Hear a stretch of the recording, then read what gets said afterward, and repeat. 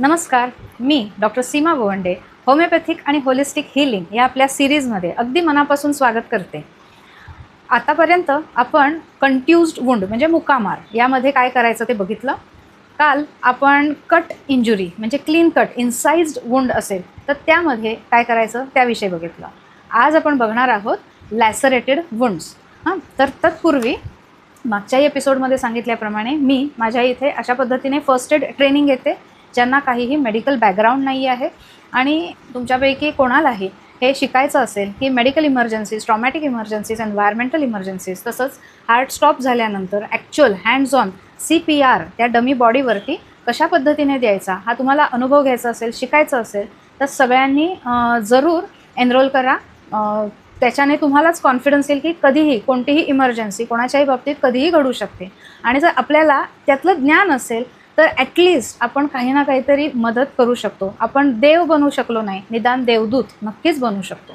त्यामुळे तुमच्यापैकी कोणालाही हे फर्स्ट एड ट्रेनिंग शिकायचं असेल जरूर खाली दिलेल्या नंबरवरती संपर्क साधा आणि जेव्हा पण पुढची बॅच असेल तेव्हा तुम्हाला कळवण्यात येईल. तर आज आपण बघणार आहोत लॅसरेटेड वुंड. तर या इमेजमध्ये दाखवल्याप्रमाणे जेव्हा पण कट इंजुरी असते, इन्साइज्ड वुंड म्हणजे क्लीन कट, धारधार इन्स्ट्रुमेंटने झालेला एक रेश, अशा पद्धतीने कट. लॅसरेटेड वुंड ही थोडी अजून खोलवर असते आणि ती वेडीवाकडी असते. त्यामुळे त्या केसमध्ये टाके घालताना सुद्धा खूप डिफिकल्ट जाते. लॅसरेटेड वुंडमध्ये अशा पद्धतीने ओरबाडल्यासारखं ती जखम फाटलेली असते. तर त्या केसमध्ये जेव्हा पण खूप ब्लिडिंग होते, पहिलं स्टेप काय करायची तर वाहत्या पाण्याखाली म्हणजे नळाखाली ती जखम आधी धुवायची. लगेच हळद तिथे दाबायची. तुमच्या घरामधली जी हळद असेल ती लगेचच तिथे लावायची. हळद ही इतकी बेस्ट अँटीसेप्टिक म्हणजे जंतुघ्न आहे. त्यामुळे अगदी आपला पारंपरिक हा उपाय आहे की कुठेही लागलं की आधी तिथे हळद दाबायची. फक्त हळद लावताना एक काळजी घ्यायची की ती मिसळण्याच्या डब्यातली हळद अजिबातच वापरू नका. कारण जर का त्याच्यात चुकून लाल तिखट मिसळलं गेलं असेल तर पेशंटला किंवा त्या व्यक्तीला प्रचंड त्रास होऊ शकतो. दुसरी गोष्ट, घरामध्ये हळद एका वेगळ्या डबीत ठेवूनच द्या की अशा इमर्जन्सी कंडिशनमध्ये त्यातली हळद लावायची. ही हळद तुम्ही स्वतः हळकुंड देऊन दळून आणलेली असली तर जास्त चांगलं, कारण हल्ली आपल्याला माहिती आहे ज्यात त्यात भेसळ केलेली असते. जेव्हा आपण स्वतः हळकुंड दळून ती हळद घेऊन येतो आपल्याला खात्री असते याच्यात कोणत्याही पद्धतीची भेसळ नाही. त्यामुळे अशा पद्धतीची हळद जर का तुम्ही तिथे इमिजिएटली लावली की ब्लिडिंग थांबायला मदत होतं. तसंच आधीच्याही भागात सांगितल्याप्रमाणे ज्यांच्याकडे माझे फर्स्ट एड किट आहे त्यांनी लगेचच तिथे वज्रलेप लावलं आणि इंजुरीचं औषध अगदी 5-5 मिनिटांनी घेतलं. लगेचच काही मिनिटांमध्ये ते ब्लिडिंग पूर्णपणे थांबतं. त्याच्यानंतर त्याच्यावरती हळद लावल्यानंतर आणि हे वज्रलेप लावल्यानंतर तुमच्याकडे असलेलं एकदम क्लीन बँडेज तिथे लावायचे. डायरेक्ट कापूस तिथे लावू नका, कारण कापूस चिकटून बसतो, त्याची तुसं आतमध्ये जातात आणि ते काढायला फार अवघड जातं. त्यापेक्षा गॉज पॅड मिळतं, ते गॉज पॅड तिथे लावा. अगदीच गॉज पॅड नसेल, तुमच्याकडे नुसतं बँडेज असेल, ते जे बँडेज आहे लांब तर ते जाळीदार जे बँडेज असतं ते तिथे त्याच्या घड्या दाबा आणि त्याच्यावरनं भरपूर ते गुंडाळून तिथे दाबून ठेवा. म्हणजे काही साधारण 1 ते 1.5 मिनिटामध्ये ते ब्लिडिंग थांबतं. त्याच्यानंतर हायपेरिकम जे औषध आहे ते टिटॅनसपासून प्रिव्हेंट करतं. युज्युअली ॲलोपॅथिक शास्त्रानुसार किंवा मॉडर्न मेडिसिननुसार अशा पद्धतीने जेव्हा इंजुरी होते तेव्हा टिटॅनसचं इंजेक्शन घेणं हे खूप गरजेचं असतं. परंतु जर का तुम्ही होमिओपॅथिक हायपेरिकम हे जर औषध घेत असाल तर शक्यतो टिटॅनसचं इंजेक्शन घ्यायची गरज भासत नाही. आम्ही स्वतः लहानपणापासून कितीही खोल जखमा झालेल्या असल्या, खिळे लागलेले असले, गंजलेला पत्रा लागला असेल, काही लागलं असेल तरीही हायपेरिकम आणि लेडम ही जी होमिओपॅथिक औषधं आहेत ती घेतलेली आहेत. त्यामुळे आम्हाला कधीच टिटॅनसचं इंजेक्शन घ्यायला लागलेलं नाही आहे. त्यानंतर कॅलेंडुला हे जे मलम आहे, समजा माझं वज्रलेप हे ऑइंटमेंट तुमच्याकडे नसेल तर कॅलेंडुला हे जे ऑइंटमेंट आहे कोणत्याही होमिओपॅथिक शॉपमध्ये मिळेल ते तिथे रेग्युलरली लावा.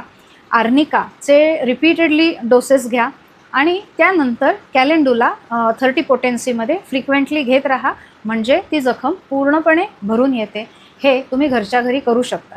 परंतु जर का ती जखम खूपच इन्फेक्टेड असेल, त्याला भरपूर माती किंवा खूप काही कण गेले असतील, काचेचे तुकडे गेलेले असतील तर मात्र घरी हे करत बसू नका. स्ट्रेट अवे हॉस्पिटलमध्ये जा. कधीही तुमच्या आजूबाजूला जे कोणी डॉक्टर असतील त्यांना ती जखम जरूर दाखवून घ्या. काय होतं, कधी जर का छोटासा जरी कण तिथे राहिला असेल आणि तुम्ही त्याच्याकडे दुर्लक्ष केलं तर त्याच्यामध्ये सेप्सिस होऊ शकतं. म्हणून अशा पद्धतीने जेव्हा लॅसरेटेड वुंड असेल, युज्युअली चान्सेस असतात की त्याच्यामध्ये बरंच काय काय आतमध्ये त्या जखमेच्या आत गेलेलं असण्याची शक्यता आहे, कारण ती वेडीवाकडी फाटलेली असते. अशा वेळेला ब्लिडिंग थांबलं की ती जखम स्वच्छ धुवायची. जर तुमच्या जवळपास कोणी डॉक्टर नसेल तर ती ब्लिडिंगची जी जागा आहे ती स्वच्छ पाण्याने परत एकदा धुवून काढायची आणि त्याच्यानंतर त्याच्यावरती कॅलेंडुला हे जे मलम आहे ते वारंवार लावत राहा. माझं फर्स्ट एड किट असेल तर वज्रलेप हे मलम तिथे वारंवार लावत राहा. आजपर्यंत माझ्या खूप पेशंट्सना त्याचा इतका छान उपयोग झालेला आहे. तुमच्यापैकी कोणालाही हे जर फर्स्ट एड किट हवं असेल, जरूर खाली दिलेल्या क्लिनिकच्या नंबरवर संपर्क साधा. त्याविषयी तुम्हाला अधिक माहिती दिली जाईल. तर आजचा जो विषय होता तो म्हणजे लॅसरेटेड वुंड.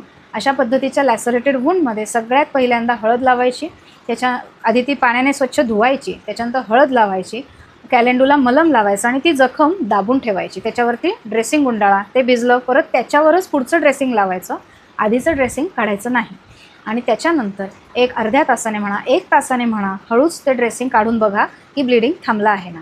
ब्लिडिंग थांबलं असेल तर शक्यतो मी सांगते की जखम उघडी ठेवा. तळ पायाला किंवा अशा ठिकाणी आहे की जिथे वारंवार धक्का लागू शकेल किंवा तिथे माती जाऊ शकेल तर मात्र ते ड्रेसिंग लावून गुंडाळून ठेवा. दिवसातनं 2दा तरी ते ड्रेसिंग उघडून बघा की वुंड क्लीन आहे ना, तिथे कोणतंही इन्फेक्शन होत नाही आहे ना. आणि शक्यतो तुमच्या नजीकच्या डॉक्टरला दाखवून घ्या. त्याच्यावरती होमिओपॅथिक एक कॅलेंडुला क्रीम मिळतं, ऑइंटमेंट, ते तिथे लावा. आणि पोटातनं सुद्धा ह्याचं कॅलेंडुला 30 पोटेन्सीचं औषध वारंवार घेत राहा.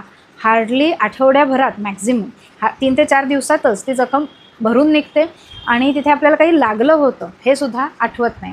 तर अशा पद्धतीने इथून पुढच्यासुद्धा व्हिडिओजमध्ये आपण वेगवेगळ्या कंडिशन्समध्ये काय काय करायचं, काय करायचं नाही, होमिओपॅथिक पर्स्पेक्टिव्हने आपण याच्याकडे बघणार आहोत. तर इथून पुढचं संपूर्ण आयुष्य तुम्हाला सगळ्यांनाच उत्तम आरोग्य आणि भरभराटीचं जावं हीच ईश्वरचरणी मनापासून प्रार्थना. धन्यवाद.